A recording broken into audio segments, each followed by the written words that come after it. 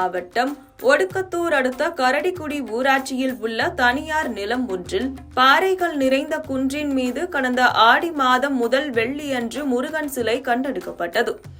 இது சுயம்புவாக தோன்றிய முருகன் என்று சமூக வலைதளங்களில் பரவலாக பேசப்பட்டதால் சுற்றுவட்டார கிராமங்களைச் சேர்ந்த பக்தர்கள் நீண்ட வரிசையில் நின்று தரிசனம் செய்தனர்.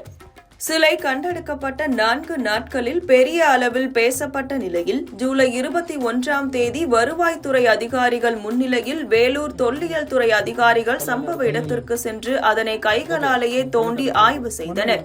சிலையை தோண்டும் போது அதன் அருகில் முழுமையான எலுமிச்சை பழங்கள் கண்டெடுக்கப்பட்டதாக தெரிவித்தனர்.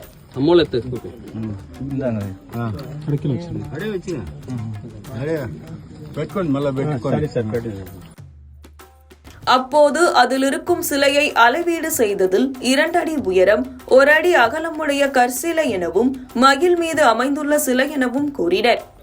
கண்டெடுக்கப்பட்ட சிலை தொடர்பான முழு விவரங்களையும் அறிய அச்சிலை ஆய்வக பரிசோதனைக்கு அனுப்பப்பட்டுள்ளது.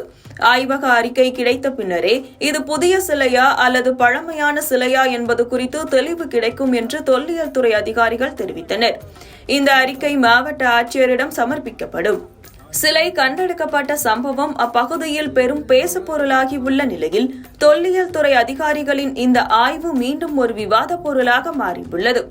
மேலும் அப்பகுதியில் நிலவி வரும் முன்விரோத காரணங்களால் இந்த சிலை மனிதர்களால் புதைக்கப்பட்டிருக்கலாம் என்றும் சில தரப்பினர் மத்தியில் பேசப்படுகிறது.